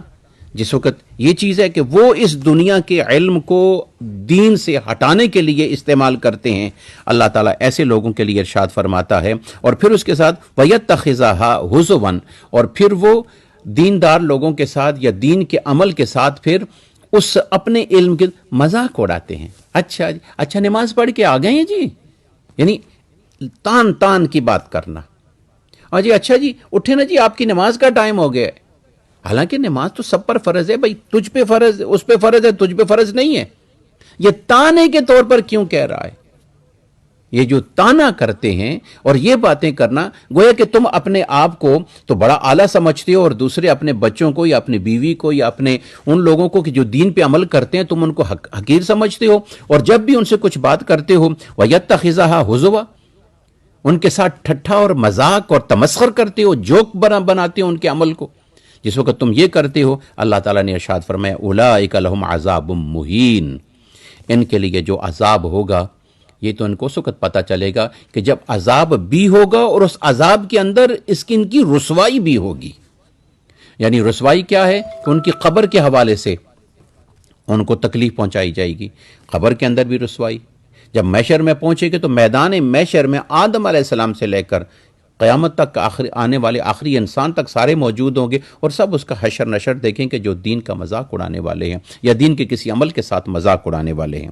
یہ ہوتا ہے یعنی ایسا عذاب کہ جو عذاب بھی ہو اور عذاب کے ساتھ ساتھ رسوائی بھی ہو۔ اللہ سبحانہ و تعالیٰ پھر توحید کی طرف اشارہ فرماتا ہے۔ اللہ تعالیٰ ارشاد فرماتے ہیں خلق السماوات بغیر عمد ترونها والقى في الارض رواسي۔ اللہ سبحانہ و تعالیٰ ارشاد فرماتے ہیں کیا آپ نے کبھی غور کیا ہے کہ ہم نے آسمان کو کھڑا کیا، آسمان کو پیدا کیا ہے؟ کیا اس کے نیچے تم ایک چھوٹی سی جگہ بناتے ہو، 20-22 فٹ کے بعد جو ہے نا تمہیں پھر اس کے ٹیک کی ضرورت پڑتی ہے بائی لو، وگرنہ پھر اس کا حجم کو یعنی بڑھانا پڑ جاتا ہے تمہارے لیے، اور بڑے سے بڑے یعنی گارڈر سٹیل استعمال کرنے پڑتے ہیں۔ یہ دیکھو ہم نے آسمان بنایا ہے نا، اب آسمان کے اندر کوئی پلر ہے، ہم نے اس آسمان کو بغیر ستون کے، بغیر پلرز کے ہم نے کھڑا کیا ہے کوئی اس قسم کا کوئی بنانے والا؟ ستون بھی نہ ہو اور عمارت بھی کھڑی ہو جائے۔ غور کرو اس بات پہ۔ اللہ سبحانہ و تعالیٰ اسی طرح زمین کو ہم نے اونچے اور مضبوط پہاڑ دیے، جو رواسی یعنی بلند پہاڑ ہیں۔ کیا تم اس قسم کے پہاڑ بنا سکتے ہو؟ کیا ایسی کیفیات کر سکتے ہو؟ اللہ سبحانہ و تعالیٰ نے اپنی توحید کی علامات ان معاملات پر بھی دی۔ اب اس کے بعد اللہ سبحانہ و تعالیٰ ارشاد فرماتا ہے، کچھ حیوانوں کا بھی ذکر کیا اپنی توحید پر، اور پھر اس کے بعد اللہ سبحانہ و تعالیٰ نے حضرت لقمان علیہ السلام کے حوالے سے ذکر فرمایا وَلَقَدْ آتَيْنَا لُقْمَانَ الْحِكْمَةَ، ہم نے لقمان کو حکمت کی باتیں بتائیں، دانائی کی باتیں سکھائیں، ہم نے ان کو یہ علم عطا فرمایا، اور فرشتے نے آ کر ان کے دل میں حکمت کی باتیں القاء کیں۔ اور پھر اس کے بعد حضرت لقمان علیہ السلام، حضرت لقمان حکیم جو ہیں، یہ حکمت کی باتیں بتانے والے جو ہیں، یہ وَإِذْ قَالَ لُقْمَانُ لِابْنِهِ وَهُوَ يَعِظُهُ، وہ اپنے بیٹوں کو وصیت کر رہے ہیں۔ وصیت کرتے ہوئے کیا بات کہہ رہے ہیں؟ یا بنیا، اے میرے بیٹو، اے میرے بیٹے، لا تشرک باللہ، پہلی وصیت ہمیشہ یاد رکھو، لا تشرک باللہ، اللہ کے ساتھ کسی کو ایسوسیٹ نہ کرنا، اللہ کو کسی کے ساتھ یعنی اللہ کے ساتھ کسی کو شریک نہ کرنا، ان الشرک لظلم عظیم، یہ شرک بہت بڑا ظلم ہے۔ کس پر ظلم ہے؟ کسی پر نہیں، اپنے آپ پر ہے، اپنے آپ پر ظلم ہے کہ انسان سمجھ ہی نہیں رہا، جس مقصد کے لیے پیدا ہوا ہے اس کو مقصد کو بھلا گیا ہے، تو ظلم اس نے کیا ہے نا۔ ایک آدمی بازار میں جائے ایک کام کے لیے، اس کے ذہن میں ہو اور وہ بھول جائے، پورا بازار گھوم کے آ جائے اور چیزیں لے کے آ جائے، اپنی مرضی کی چیزیں لے کے آ جائے، گھر میں واپس آئے تو بیوی کہے وہ چیزیں ماشاءاللہ بڑی چیزیں لے کے آ گئے ہیں، نے کہا ہاں جی ٹھیک ہے، اور جس وقت وہ سامان کھولا گیا تو جو مقصد جس مقصد کے لیے اس کو بھیجا گیا تھا وہ چیز ہی اس میں موجود نہیں ہے، تو بیوی کیا کہے گی، گھر والے کیا کہیں گے، جس گھر میں وہ کام کر رہا ہے یا جو مالک ہیں وہ کیا کہیں گے؟ جس وقت یہ چیز سامنے آئی وہ پشیمان ہوگا اس وقت۔ یہ چیز ہے کہ اللہ نے ہمیں پیدا کیا اور اللہ سبحانہ و تعالیٰ نے ہمیں اس پیدا ہونے کا ایک مقصد بتایا کہ بندو وما خلقت الجن والانس الا لیعبدون، تمہاری پیدائش کا مقصد صرف اور صرف میری عبادت ہے، میرا ذکر ہے۔ اور اللہ سبحانہ و تعالیٰ ارشاد فرماتا ہے سب سے پہلے انہوں نے اپنے بیٹے کو وصیت کی کہ اے میرے بیٹے لا تشرک باللہ، اللہ کے ساتھ کسی کو شریک نہ ٹھہرانا، ان الشرک لظلم عظیم، یہ اتنا بڑا ظلم ہے کہ ان اللہ لا یغفر ان یشرک بہ ویغفر ما دون ذلک، اللہ اس شرک کو معاف نہیں فرماتا، اس کے علاوہ اور جتنے بھی گناہ ہوتے ہیں اللہ تعالیٰ معاف فرما دیتا ہے۔ پھر اس کے بعد دوسری وصیت کی وَوَصَّيْنَا الْإِنسَانَ بِوَالِدَيْهِ، اور ہم نے وصیت یہ کروائی ہے اور ہم نے یہ وصیت یہ کی ہے انسان کو اپنے والدین کے ساتھ بڑا احسان کرو، نیکی کرو۔ کیوں؟ ایک بات یاد رہی، اپنی ماں کی حملتہ امہ وہنن علی وہن، کہ اس کی ماں نے اس کو کتنا اٹھایا، کتنی تکلیف، کتنی اس بیچاری نے پریشانی کا سبب اٹھایا. وہ کھانے میں پریشان، پینے میں پریشان، چلنے میں پریشان، سونے میں پریشان، اور یعنی جاگنے میں پریشان. ہر وقت اس کی توجہ اور اس کا خیال اپنے بیٹے کی طرف تھا کہ اس کو کوئی نقصان نہ ہو جائے. گزشتہ دنوں ہماری ایک سسٹر ہیں، بچی ہیں ہماری، اور وہ اسی امید سے تھی اور ہاسپٹل میں گئی، اور کچھ اللہ تعالیٰ نے ان کو بیٹی عطا کی. لیکن اس بیٹی کی کمزوری، یعنی ارلی سٹیج پہ وہ بچی پیدا ہو گئی. بچی پیدا ہوئی تو اس نے مجھے رو کر یہ کہا کہ ڈاکٹر نے کہا کہ اگر ہمیں بچانے کی ضرورت پڑ جائے تو ہم کس کو بچائیں؟ کیا تجھے بچائیں یا تیری بیٹی کو، بچے کو بچائیں؟ وہ کہنے لگی کہ میرے دل میں اس وقت خیال آیا اور میں نے یہ کہا کہ اگر کوئی ایسی بات ہو جائے تو آپ میری بچی کو بچائیں. آنکھوں سے آنسو جاری ہو گئے. ماں کی یہ کیفیت ہے ایسی کہ وہ اپنے بچے کے لیے کتنی قربانی دیتی ہے. اللہ تعالیٰ نے دونوں کو محفوظ کر لیا. جو آدمی کسی کے لیے سیکریفائز کرتا ہے، اللہ تعالیٰ اس کی قربانی کو یعنی خالی نہیں جانے دیتا. لیکن یہ ماں کے بارے میں ذکر ہے کہ اس نے کتنی تکلیف اٹھائی ہے ایک بچے کو پیدا کرنے میں، وہنن علی وہن، ایک تکلیف سے دوسری تکلیف میں، ایک بے قراری میں دوسری بے قراری کی طرف، جس وقت تک کہ اس نے اس کو پیدا نہیں کیا. وفصالہ فی عامین، اور 2 سال تک کے لیے اس نے اپنے پاس رکھا اور اپنے دودھ پلایا اور اس کی پرورش کی، اور 2 سال کے بعد وہ بچہ ماں سے ہٹتا ہے تو کسی دوسری طرف جانے کے لیے تیار ہوتا ہے. انشکر لی ولوالدیک، اللہ ارشاد فرماتا ہے میرا بھی شکر ادا کرو اور اپنے ماں باپ کا بھی شکر ادا کرو. اور ہاں، اگر ایک بات ماں باپ کے حوالے سے تم نے بات تو ان کی ماننی ہے. اللہ تعالیٰ ارشاد فرماتا ہے وَإِن جَاهَدَاكَ عَلَىٰ أَن تُشْرِكَ بِي، کہ وہ تمہیں اس بات پہ مجبور کریں کہ تم شرک کرو، یعنی میرے ساتھ کسی کو ایسوسیٹ کرو. وہ مثلا ان کے ماں باپ مشرک ہیں، آپ کو اللہ تعالیٰ نے اسلام کی، یعنی بیٹے کو اللہ نے اسلام کی توفیق دے دی، ماں باپ مشرک ہیں. اب ماں باپ کی خدمت کرنا، یہ شرک کا مقصد یہ نہیں ہے کہ آپ نے ماں باپ کو مشرک ہیں، کافر ہیں تو بس ان کی انسلٹ کرو، مارو، کافر ہیں، یہ ہے وہ. نہیں، ایسی چیز تو ہے ہی نہیں ہے. یہاں تو یہ حکم ہے، صرف ایک بات ہے، جو وہ شرک کر رہے ہیں ما لیس لک بہ علم، ان کو اس چیز کا علم نہیں ہے، یہ تمہارے لیے ہونا چاہیے کہ ان کو سکھاؤ آہستہ آہستہ. فلا تطیعہما، اس بات میں ان کی اطاعت نہ کرنا. بقیہ اپنے ماں باپ کی خدمت ضرور کرنا، ان کی نافرمانی نہ کرنا. وصاحبہما فی الدنیا معروفا، اور جس وقت کہ وہ بھی موجود ہوں زندگی میں، باصحت ہوں، اور تم بھی بڑے ہو جاؤ اور شولڈر ٹو شولڈر ہو جاؤ، شولڈر تمہارا ان کے ساتھ برابر ہو جائے، جب یعنی تم ایک دوسرے کے کپڑے یا تم ایک دوسرے کے شوز استعمال کرنے شروع کرو، یعنی تم بھی جوان ہو جاؤ، تو پھر کیا کرو؟ وصاحبہما فی الدنیا معروفا، پھر دنیا کے اندر اچھے گڈ اینڈ بیسٹ فرینڈ کی طرح اپنے والد کے ساتھ رہو. ڈر ادب اپنی جگہ پہ ہوتا ہے، لیکن ان کے ساتھ کم از کم باپ تمہارے سامنے کھل کے بات تو کر سکے، بیٹا اتنا ہو کہ اپنے باپ سے اچھی طرح بات تو کر سکے، اپنی رائے تو بیان کر سکے. یہ نہیں ہے کہ بیٹا ڈر کے مارے بھاگا ہوا ہے کہ باپ کے سامنے جائیں گے پھر وہ چیزیں شروع ہو جائیں گی.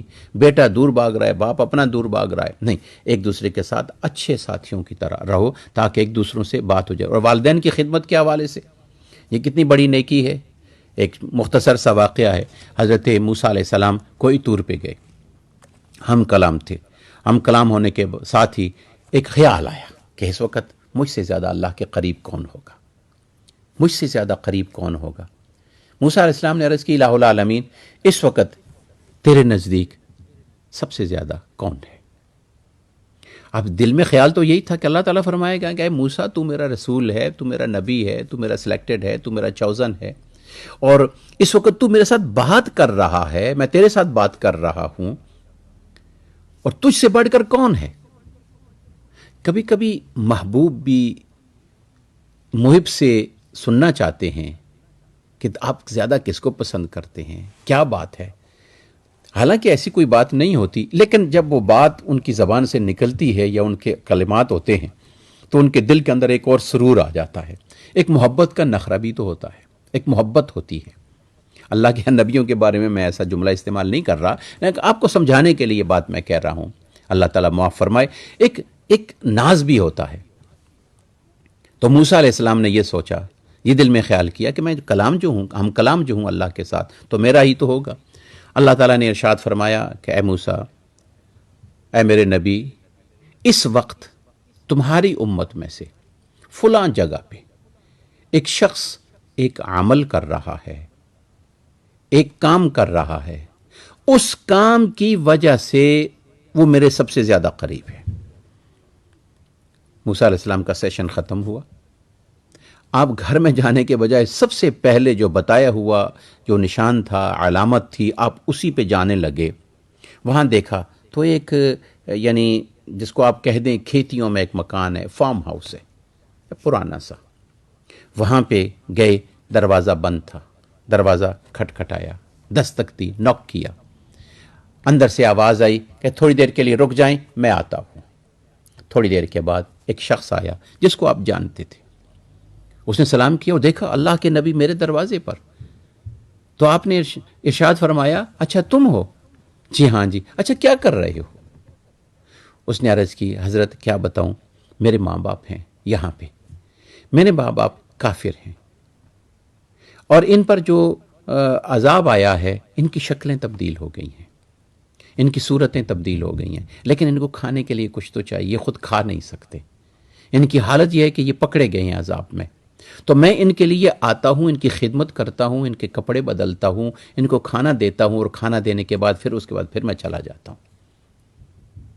موسیٰ علیہ السلام نے اس وقت یہ سنا تو آپ نے فرمایا کہ یہ جو تو عمل کر رہا ہے، حالانکہ اب دیکھیں کہ اس کے ماں باپ موسیٰ علیہ السلام کے نافرمان تھے، کافر تھے، مشرک تھے، اسی وجہ سے تو وہ پکڑے گئے۔ پہلی قوموں میں تو یہ عذاب جلدی آ جاتا تھا، شکلیں بدلنے کا عذاب آ گیا، حیوانوں کی شکلیں بن گئی، نیچے سے انسان ہے، اوپر منہ جو ہے نا وہ حیوانوں کی طرح ہو گیا۔ یعنی یہ تو عام تھا، وَكُونُوا قِرَدَةً خَاسِئِينَ، ہم نے ان کو کہا اب خنزیر بن جاؤ، بندر بن جاؤ، یہ بن جاؤ، وہ بن جاؤ۔ تو جس وقت یہ چیز سامنے تھی اور اس صورتحال میں حضرت موسیٰ علیہ السلام نے فرمایا، یہ جو تو نیکی کر رہا تھا اپنے ماں باپ کی خدمت کی، اب یہ اللہ کو اتنی پسند ہے، تو اس لیے تو اللہ تعالیٰ نے ارشاد فرمایا کہ اپنے ماں باپ کی خدمت کرو، اور اپنے وصاحبہما فی الدنیا معروفہ، اور اپنے ماں باپ کے ساتھ جو ہے وہ اچھے ساتھیوں کی طرح رہو، اور جن کے ماں باپ زندہ ہیں ان کو چاہیے کہ رمضان المبارک ہے ڈبل سے ڈبل ثواب لیں، زیادہ سے زیادہ ثواب لیں۔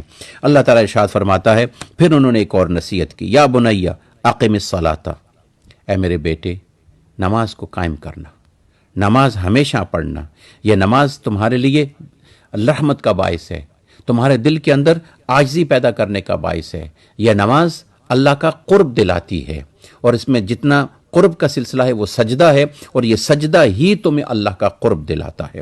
لہٰذا وَأْمُرْ بِالْمَعْرُوفِ، اور اچھی باتوں کا ہمیشہ کہتے رہنا، اور اس کے بعد فرمایا وَنْہَ عَنِ الْمُنْکَرِ، اور بری باتوں سے، غلط باتوں سے خود بھی بچنا اور لوگوں کو بھی بچانا۔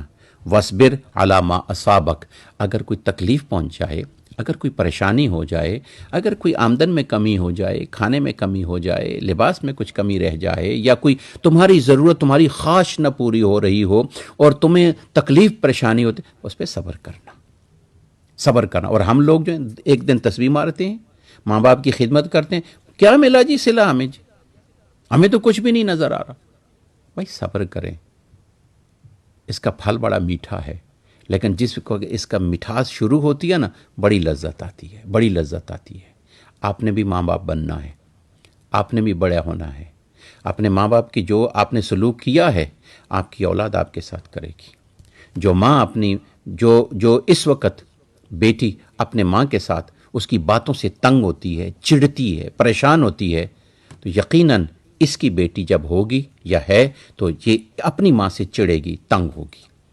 اگر یہ بیٹا اپنے باپ کے منہ پڑتا ہے اور باتیں کرتا ہے، اور یا غلط معاملات اس کے بارے میں سوچتا ہے، منہ پر نہیں کہہ سکتا، پیچھے غلط سوچتا ہے، تو یاد رکھنا جو اولاد آگے آئے گی وہ اس کے بارے میں اگر منہ پہ کہتا ہے تو منہ پہ بات کرے گی، اور اگر بعد میں کہتا ہے تو وہی اولاد آئے گی جو اپنے ماں باپ کے حق میں وفادار نہیں ہوگی۔ یہ تو کرنی اور بھرنی کے برابر ہے. اور اپنے ماں باپ کے ساتھ اچھا سلوک کرنا. اس لیے وَاصْبِرْ عَلَىٰ مَا أَصَابَ، جو تکلیف پہنچے تو اس پر صبر کرنا. پھر اس کے بعد فرمایا وَلَا تُصَعِّرْ خَدَّكَ لِلنَّاسِ، اور پھر اللہ تعالیٰ ارشاد فرماتا ہے کہ اپنے غرور کے ساتھ، جو بعض لوگ ہوتے ہیں اچھا ٹھیک ہے جاؤ یار، اس کے یہ منہ سے بدبو آ رہی ہے، یہ ہو رہا ہے، کپڑے اس کے خراب ہیں، دور سے نکال دیتے ہیں، مال تکبر یا اپنی خوبصورتی یا اپنی صفائی کی وجہ سے. ایسی بات کبھی کرنا، اپنے چہرے کو لوگوں سے نہ پھیرنا. لوگ اگر آپ تمہارے پاس آتے ہیں تو ان کو وقت دو، ان سے بات کرو، ان کی بات سنو. وَلَا تَمْشِ فِي الْأَرْضِ مَرْحًا، اور جس وقت بھی زمین پر چلو اکڑ کے مت چلنا، اکڑ کے چلنے سے کچھ بھی نہیں ہوگا. ان اللہ لا يحب كل مختال فخور، اللہ سبحانہ و تعالیٰ یہ اکڑ کے چلنے والوں کو اللہ پسند نہیں کرتا. آپ نے بڑے بڑے اکڑ کے چلنے والے دیکھے ہوں گے، اب ان کی اکڑ ختم ہو گئی. کوئی ہاسپٹل میں لیٹا ہوا ہے، کوئی سانس نہیں لے رہا، کوئی کیا ہو رہا ہے، کچھ کیا ہو رہا ہے، معاملات ہیں. پھر اس کے بعد فرمایا وَاقْصِدْ فِي مَشْيَتِكَ، اپنی چال میں آنا. جب چال چلو نا تو بعض لوگ ہوتے ہیں کوئی کون سی چال چلتے ہیں، کوئی کون سی چال چلتے ہیں، کوئی کون سی واک اختیار کرتے ہیں، کوئی کون سی واک اختیار کرتے ہیں. نہیں، اپنی چال کو درمیانہ رکھو. قرآن مجید نے ہمیں بتایا اپنی چال کو درمیانہ رکھو. چلو، نہ زیادہ تیز چلو، نہ زیادہ آہستہ چلو. زیادہ تیز چلنے سے جو ساتھی ہیں ان کو نقصان ہوگا، بہت زیادہ آہستہ چلنے سے وہ بھی تنگ ہوں گے. درمیانی چال چلو جس سے دوسرے بھی تمہارے ساتھ چل سکیں. اور اس چال کے اندر درمیانہ چال سے مراد کیا ہے؟ اس سے مراد یہ ہے کہ تمہارے پارٹس آف باڈی جو ہیں تمہارے لباس کی وجہ سے زیادہ پرومیننٹ نہیں ہونے چاہیے، جس سے تم آگے چلو. یہ درمیانہ روی اختیار کرو. اور پھر اس کے بعد فرمایا وَغْضُضْ مِنْ صَوْتِكَ، اپنی آواز کو تھوڑا سا آہستہ رکھنا. ڈاں کر کے اونچی آواز کے ساتھ اور اونچی آواز کے ساتھ للکار کے بات کرنا، ہاں یہ بات نہ کرنا کسی کے ساتھ. بڑے میانہ روی کے ساتھ، آرام کے ساتھ آواز کرنا. اور جو آواز اس قسم کی اونچی آوازیں کرتا ہے، جو اونچی باتیں کر کے دوسروں کے یعنی پریشانی کا باعث بنتا ہے، تو اللہ تعالیٰ ارشاد فرماتا ہے ان انکر الاصوات لصوت الحمیر. اونچی آواز تو گدھے کی آواز ہے. کہ گدھے کی آواز کبھی کسی کو پسند آئی ہے؟ اس کی آواز کبھی کسی کو پسند آئی ہے؟ لہٰذا اپنی آواز کو، جب بھی اونچی آواز ہو نا کسی کے معاملات میں، غصہ معاملات کے اندر، تو ذرا سوچ لو تھوڑا سا کہ یہ اونچی آواز کے بارے میں اللہ سبحانہ و تعالیٰ نے کیا ارشاد فرمایا ہے. پھر اللہ سبحانہ و تعالیٰ پھر دن رات کے بدلنے کا فرماتا ہے الم تر ان اللہ یولج اللیل فی النہار ویولج النہار فی اللیل وسخر الشمس والقمر. اللہ تعالیٰ ارشاد فرماتا ہے یہ دیکھو ہم دن سے رات سے دن نکالتے ہیں، دن سے رات نکالتے ہیں، دن رات کو کور کرتا ہے، رات دن کو کور کرتی ہے. اور پھر وسخر الشمس والقمر، پھر ہم نے سورج اور چاند دونوں کو ایک تسخیر میں رکھا ہوا ہے، ایک اس حساب میں رکھا ہوا ہے. اور کبھی سورج جو ہے وہ چاند پر آگے نہیں بڑھتا، اور چاند جو ہے وہ کبھی سورج کے معاملات سے آگے پیچھے، دونوں اپنے اپنے معاملات میں چل رہے ہیں. تو لہٰذا اس چیز کو دیکھو، اس کو کچھ چلانے والا تو ہے نا. ان کی سپیڈ شروع دن سے اسی انداز میں چلی جا رہی ہے، تو کیا معاملات ہیں. اللہ سبحانہ و تعالیٰ ارشاد فرماتا ہے کہ یا ایھا الناس اتقوا ربکم واخشوا یوما لا یجزی والد عن ولدہ. اللہ تعالیٰ اس دن کی ہمیں اطلاع دے رہا ہے، اے لوگو ڈرو اس دن سے اپنے رب کے معاملات میں کہ جس دن کوئی والدہ اپنے بچے کی قربانی نہیں دے سکتی. یہ بچہ جو ہے اپنے والد کی جگہ پہ نہیں آ سکتا. ہر ایک کو جو اس نے کیا ہے وہی اس کا حساب ہوگا. اور پھر اللہ تعالیٰ ارشاد فرماتا ہے ان اللہ عنده علم الساعہ. یہ جو علوم خمسہ ہے کہ اللہ تعالیٰ کو پتہ ہے کہ قیامت کب آئے گی. یہ قیامت ہے. آج لوگ بس آ گئی جی، بس یہ نشانیاں آ گئیں جی. یہ اللہ کو علم ہے، کسی کو علم نہیں ہے کہ قیامت کب آئے گی. وَيُنَزِّلُ الْغَيْثَ. اب یہ بارش کا علم، بارش کب ہوگی، کتنی ہوگی، کب ہوگی، یہ جو آپ ویدر والے بھی تو بتا دیتے ہیں، لیکن اس بارش سے نفع کتنا ہوگا، نقصان کتنا ہوگا، یہ کسی کو پتہ نہیں ہے.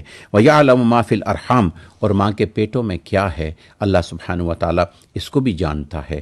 اب تو یہ بھی اسکین کے ذریعے پتہ کر لیتے ہیں کہ بچہ ہے کہ بچی ہے، مذکر ہے کہ مؤنث ہے، میل ہے یا فیمیل ہے، وہ دیکھ لیتے ہیں. تو اس کا کیا مطلب ہوا؟ اس پر مقصد یہ نہیں ہے کہ بچہ بچی کو جمنا کہ وہ بچہ ہے کہ بچی، یہ اللہ جانتا ہے. اس کا اصل مقصد ہے کہ وہ شقی ہے یا سعید ہے، بدبخت ہے یا نیک بخت ہے، وہ جنت کے اعمال کرنے والا ہوگا یا جہنم کے اعمال کرنے والا ہوگا، وہ کیا ہے، اس کے اعمال کا سلسلہ کیا ہوگا، اس کو حقیقی طور پر جاننے والا اللہ ہی کی ذات ہے۔ وَمَا تَدْرِي نَفْسٌ مَاذَا تَكْسِبُ غَدًا، اور کوئی وجود یہ نہیں جانتا کہ وہ کل کیا کرے گا، کل کیا ہونے والا ہے۔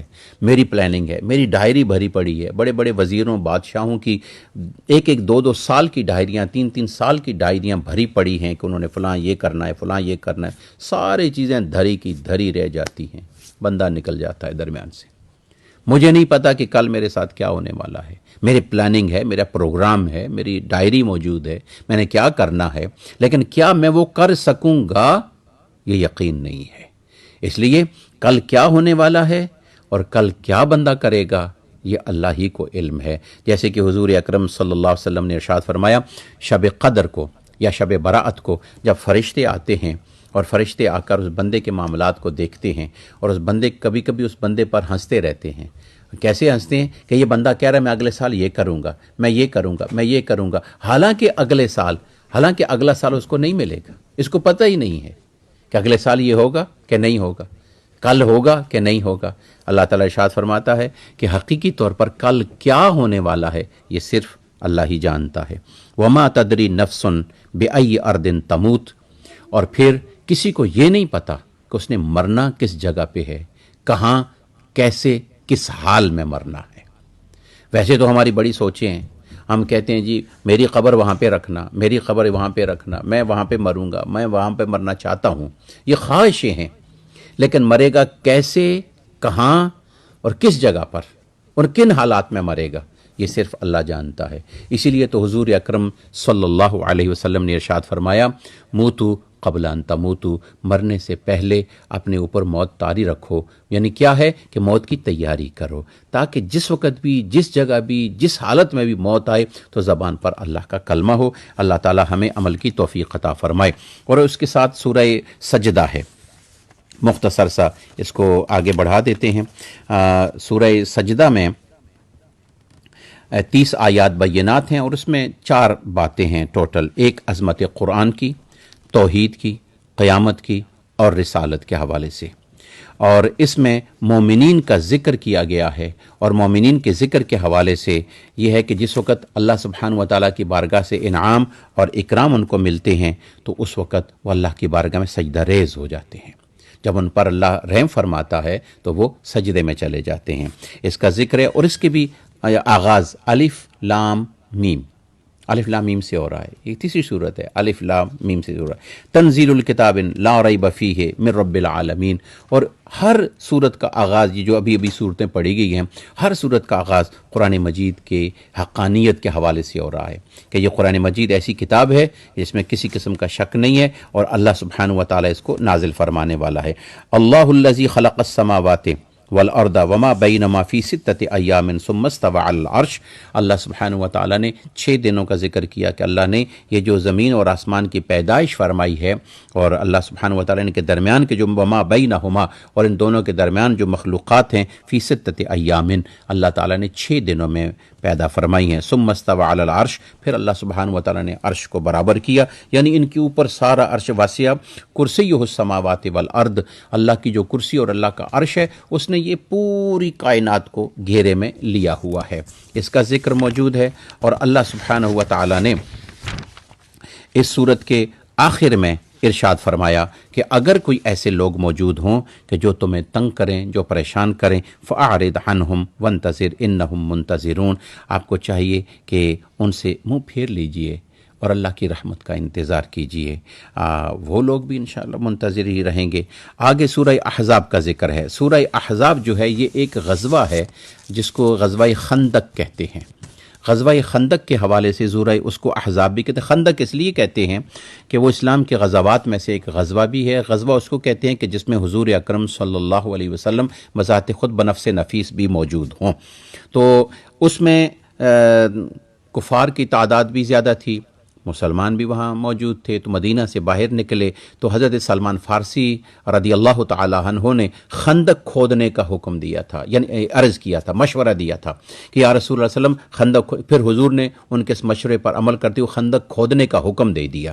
آپ نے وہ خندق کھودنے کا حکم دے دیا. پھر خندق کھودی گئی، بڑی کافی خندق کھودی گئی، جہاں پہ جو جتنے حضرات زائرین ہیں وہ جاتے ہیں، جہاں 7 مساجد بھی موجود ہیں، کچھ مساجد بھی ہیں، حضور اکرم صلی اللہ علیہ وسلم کا خیمہ، حضرت ابو بکر صدیق کا خیمہ، یا اس طرح بہت ساری جو مساجد ہیں وہاں موجود ہیں. اب سعودی حکومت نے کچھ مساجد لوکل جو ہیں ان کو ہٹا کے ایک بڑی مسجد بھی بنا دی ہے.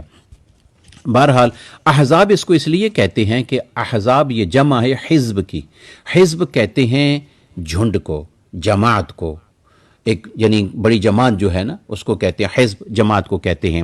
بنیادی طور پر اس لڑائی کے اندر مشرکین مکہ اور یہودی، اہل کتاب عیسائی ان کے ساتھ، اور منافقین، یہ ساری جماعتیں اسلام کے خلاف آ گئی تھیں، اور ان سب نے بالکل سامنے آ کر اسلام کے خلاف آ کر انہوں نے یعنی مقابلے کے لیے آ گئے کہ آج سے ہم نے اسلام بنانا ہے. یہ کئی بار اسلام میں ہوا ہے، ریسنٹلی بھی ہوا ہے. آپ کو یاد ہو کہ یہ جتنے لوگ ہوتے تھے، یہ افواج کون سے، یہ یونائٹڈ یعنی افواج ہیں، آرمی ہے، فلاں فلاں فلاں فلاں فلاں ملک والے اکٹھے ہو کر ایک یعنی لاچار اور غریب اور مظلوم یعنی ملک پر حملہ کر دیتے ہیں. یہ سارے کے سارے یہ ہیں، اس لیے کہ بعد میں جی خوشیاں جو بینیفٹ اس ملک کے ہوں گے ہم سارے کھائیں گے. یہ شروع سے چلتا آ رہا ہے. یہ کمزوری تو اب ہماری ہے کہ ہم لوگ یونائٹ نہیں ہیں، یہ تو کمزوری ہماری ہے. لیکن مسلمان جس وقت اکٹھے تھے تو یہ سارے کے سارے یعنی ایک یونائٹ ہو کر یہ بڑی جماعتیں اسلام کے خلاف آئیں. تو میرے اللہ سبحانہ و تعالیٰ نے صرف ایک ہوا چلائی. اس ہوا کے چلنے سے کیا ہوا، ان کی آنکھوں میں یعنی وہ ڈسٹ، دھول، غبار، مٹی، سینڈ پڑنے لگی، بھاگنے لگے. حتیٰ کہ اتنا خوف طاری ہو گیا کہ ان کے خیمے اکھڑنے لگے، ان کی تنابیں یعنی ٹوٹ گئیں، اور پھر اس کے بعد ان کے گھوڑے اور ان کے اونٹ جو باندھے ہوئے تھے وہ سارے کے سارے یعنی اپنی رسیاں توڑ کر بھاگنے لگے. خوف کی کیفیت طاری ہو گئی، وہ سارے کے سارے بھاگ گئے. تھوڑا سا ابتدائی کوئی لڑائی ہوئی، لیکن حضور اکرم صلی اللہ علیہ وآلہ وبارک وسلم کی اس میں کچھ نمازیں بھی قضا ہوئی ہیں اس قتال کے معاملہ میں. بعضوں نے کہا 4 نمازیں، بعضوں نے کہا 3 نمازیں. بہرحال وہ کچھ نمازیں بھی آپ کی قضا ہوئی ہیں. تو سورہ احزاب کا ابتدائی حصہ جو ہے اس میں زمانہ جاہلیت کے خیالات جو تھے اس کے رد کیا گیا. وہ کہتے تھے کہ سینے میں 2 دل ہیں، ایک دل اچھائی کا ہے، ایک برائی کا ہے. اسلام نے اس کے بارے میں کہا کہ دل ایک ہی ہوتا ہے.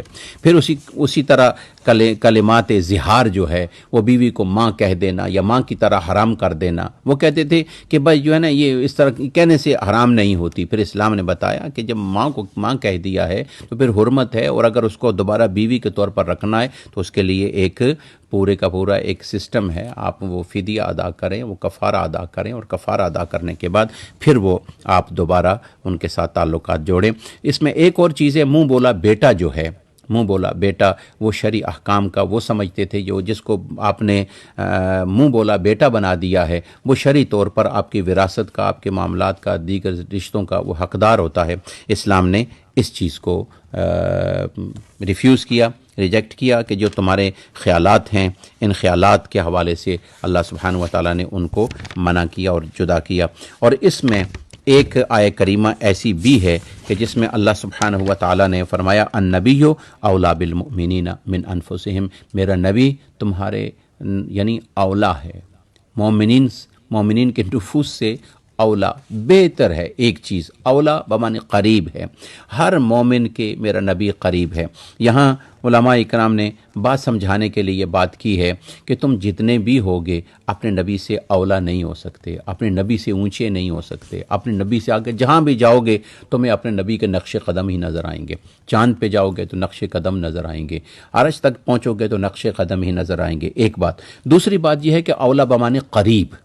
قریب یہ ہے کہ جس طرح مثال کے طور پر یہ ایک میرے پاس پین ہے، اس پین کی اس شارپ حصے سے میں اپنی باڈی کو ٹچ کرتا ہوں تو مجھے بتائیں کہ یہ جو میری باڈی کے ساتھ ٹچ ہو رہی ہے، یہ جو احساس ہے، یہ جو سینس ہے، یہ کتنی دیر کے بعد مجھے ہوتا ہے؟ ظاہر بات ہے ایک دم ہوتا ہے، ایک دم سینس ہے، ایک دم میری باڈی مجھے بتا رہی ہے کہ کوئی چیز چبھ رہی ہے، کوئی چیز لگ رہی ہے، کوئی چیز ٹھنڈی ہے، کوئی چیز گرم ہے. یعنی اب یہ احساس کرنے والی کیا چیز ہے؟ اس کو کہتے ہیں نفس، اس کو کہتے ہیں جان. یہ احساس جس کو روح، جان، یہ نفس، یہ چیز ہے. اللہ تعالیٰ نے ارشاد فرمایا النبی اولا بالمؤمنین من انفسہم. میرا نبی دوبارہ جو تمہارا احساس ہے نا، اس احساس سے بھی زیادہ میرا نبی تمہارے قریب ہے. لہٰذا اب جس وقت تم ذرا سی توجہ اپنے نبی کی طرف کرو گے تو میرا نبی تو ہے ہی تمہارے قریب، تم میرے نبی سے دور ہو. گویا ہم نبی سے دور ہیں، نبی ہم سے دور نہیں. ہم اللہ سے دور ہیں، اللہ ہم سے دور نہیں. لیکن یہ دونوں ہمارے اتنے قریب ہیں، لیکن اس میں یہ نہیں ہے کہ دونوں برابر ہو گئے الیاذ باللہ. نہ نہ، ایسی چیز کچھ بھی نہیں ہے، نہ ہی ایسے معاملات ہیں. اللہ خالق ہے، نبی اکرم صلی اللہ علیہ وسلم مخلوق ہیں. اللہ تعالیٰ کا ذاتی معاملہ ہے، نبی علیہ السلام کا عطائی معاملہ ہے.